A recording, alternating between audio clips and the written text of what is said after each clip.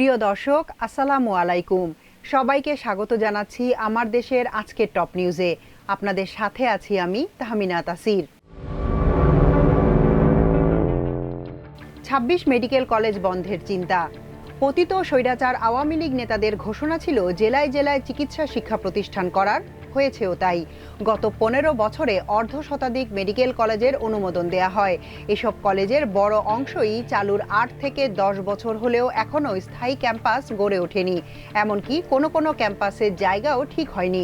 পাঠদানের জন্য নেই প্রয়োজনীয় শিক্ষক, ভাড়া হাসপাতালের কক্ষে চলছে শিক্ষা কার্যক্রম, এমনকি শ্রেণীকক্ষ ও গবেষণা সংকটও পাওয়া গেছে।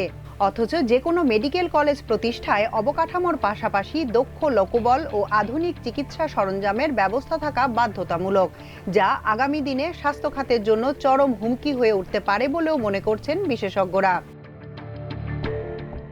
হাজার কোটি টাকার সম্পদ লুটে খাচ্ছে আওয়ামী লীগের লোকেরা।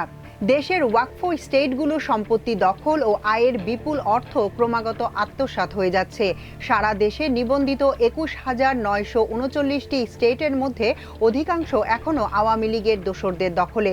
ফলে এখনও ওয়াকফ স্টেটগুলোর হাজার কোটি টাকার সম্পত্তি লুটপাট করে খাচ্ছে আওয়ামী লীগের লোকেরা। এসব সম্পত্তি রক্ষার দায়িত্বপ্রাপ্ত ওয়াকফ প্রশাসন ঘুষ বাণিজ্যে ভক্ষকের ভূমিকায় রয়েছে বলে অভিযোগ পাওয়া গেছে।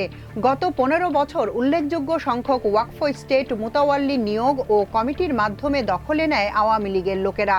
তারা এখনও সেসব জায়গায় বহাল। প্রস্তুত হচ্ছে সেকেন্ড রিপাবলিকের রূপরেখা। মুক্তিযুদ্ধের মধ্য দিয়ে গঠিত বাংলাদেশকে ফার্স্ট রিপাবলিক উল্লেখ করে নতুন গঠিত জাতীয় নাগরিক পার্টি সেকেন্ড রিপাবলিকের উপর বহুদলীয় নতুন সংবিধান প্রতিষ্ঠা চায়। তাদের মতে পুনর্গঠিত রাষ্ট্রই হবে সেকেন্ড রিপাবলিক, যার মধ্য দিয়ে শুরু হবে একটি গণতান্ত্রিক, ন্যায়ভিত্তিক ও সমৃদ্ধ বাংলাদেশের জন্য নতুন যাত্রা। নতুন দলটি দেশের প্রথম সংবিধানকে একদলীয় সংবিধান আখ্যায়িত করে বলছে, প্রস্তুত হচ্ছে সেকেন্ড রিপাবলিকের রূপরেখা। মুক্তিযুদ্ধের মধ্য দিয়ে গঠিত বাংলাদেশকে ফার্স্ট রিপাবলিক উল্লেখ করে নতুন গঠিত জাতীয় নাগরিক পার্টি সেকেন্ড রিপাবলিকের উপর বহুদলীয় নতুন সংবিধান প্রতিষ্ঠা চায়। তাদের মতে পুনর্গঠিত রাষ্ট্রই হবে সেকেন্ড রিপাবলিক, যার মধ্য দিয়ে শুরু হবে একটি গণতান্ত্রিক, ন্যায়ভিত্তিক ও সমৃদ্ধ বাংলাদেশের জন্য নতুন যাত্রা। নতুন দলটি দেশের প্রথম সংবিধানকে একদলীয় সংবিধান আখ্যায়িত করে বলছে, ৭২-এর সংবিধানে সাম্য, মানবিক মর্যাদা ও সামাজিক ন্যায় বিচারের চেতনা থাকলেও ৫৪ বছরের শোষণ, বৈষম্য ও নিপীড়নের কারণে কাঙ্ক্ষিত রাষ্ট্র গড়ে ওঠেনি, যার ফলে রাষ্ট্র বারবার স্বৈরাচারী ও ফ্যাসিবাদী হয়ে ওঠে। ২৪-এর গণ অভ্যুত্থানের পথ ধরে ভেঙে পড়া রাষ্ট্রকে পুনর্গঠন করতে চায় তারা। ছাত্রলীগের ক্যাডার থেকে ভয়ঙ্কর এসিল্যান্ড প্রতীক। বিতর্কের ঊর্ধ্বে উঠতে পারছেন না গোপালগঞ্জের কোটালীপাড়া উপজেলার সহকারী কমিশনার প্রতীক দত্ত। একের পর এক বিতর্কিত কর্মকাণ্ডের জন্য বারবার সংবাদের শিরোনাম হলেও প্রশাসনের ঊর্ধ্বতন কর্তৃপক্ষকে ম্যানেজ করে বহাল রয়েছেন সরকারি এই কর্মকর্তা।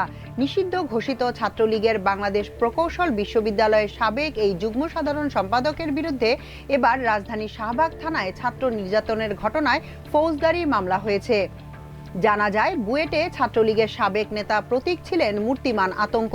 তার বিরুদ্ধে রয়েছে ছাত্র শিক্ষক নির্যাতনের অসংখ্য অভিযোগ। আন্তর্জাতিক খবর। সিরিয়ায় বেসামরিক নাগরিক হত্যার অভিযোগ নিরাপত্তা বাহিনীর বিরুদ্ধে। ২ দিনে নিহত ৭৪৫। সিরিয়ার ক্ষমতাচ্যুত প্রেসিডেন্ট বাশার আল আসাদের অনুগত অস্ত্রধারীদের সঙ্গে দেশটির নতুন গঠিত নিরাপত্তা বাহিনীর সংঘর্ষ শুরু হয় বৃহস্পতিবার রাতে। এই দিন দেশটির উত্তর পশ্চিমাঞ্চলীয় লাতাকিয়া প্রদেশে এ সংঘর্ষে অন্তত ৪৮ জন নিহত হন। ব্রিটিশ ভিত্তিক Syrian observatory for human rights জানিয়েছে, শুক্রবার ও শনিবার আলাভিদের লক্ষ্য করে প্রায় ৩০টি গণহত্যা চালানো হয়। এতে প্রায় ৭৪৫ জন বেসামরিক নাগরিক নিহত হয়। SOHR এর তথ্য মতে গত ২ দিনে সিরিয়ায় ১,০০০-এরও বেশি মানুষ নিহত হয়েছে। এটি গত ডিসেম্বরে আসাদ সরকার উৎখাতের পর থেকে সবচেয়ে বড় সহিংসতা। সবশেষে খেলার খবর। ডাবল সেঞ্চুরি মিস, আক্ষেপ নেই নাইমের। ৩৯তম ওভারে নাইম শেখ যখন প্যাভিলিয়নে ফেরেন তখন তার নামের পাশে ১২৫ বলে ১৭৬ রান। ডাবল সেঞ্চুরি করতে তার দরকার ছিল আর মাত্র ২৪ রান। কিন্তু সালাউদ্দিন শাকিলের বলে অভিজ্ঞ অলোক কাপালির বলে আউট হয়ে ফেরায় ডাবল সেঞ্চুরি আর পূর্ণ করা হয়নি নাইমের। তবে এরপরও নাইম করছেন না কোনো আক্ষেপ। খুশি হবেন নাকি আক্ষেপ করবেন এ নিয়ে খানিকটা দ্বিধা দ্বন্দ্বে থেকে নাইম বলেন, হয়তো ৪৪-৪৫ ওভার পর্যন্ত যেতে পারলে আলাদা কিছু করতে পারতাম। আক্ষেপ থাকলেও খানিকটা খুশি তিনি। প্রাইম ব্যাংকের ৪২২ রানের রেকর্ড গড়ার দিনে দলটির নায়ক নাইম শেখ। এখনকার মতো এ পর্যন্তই। প্রিয় দর্শক, সবাই ভালো থাকুন, সুস্থ থাকুন আমার দেশের সঙ্গে। চ্যানেলটি ভালো লাগলে সাবস্ক্রাইব করুন, লাইক, শেয়ার ও ফলো করুন আমাদের ফেসবুক পেজ। আল্লাহ হাফেজ।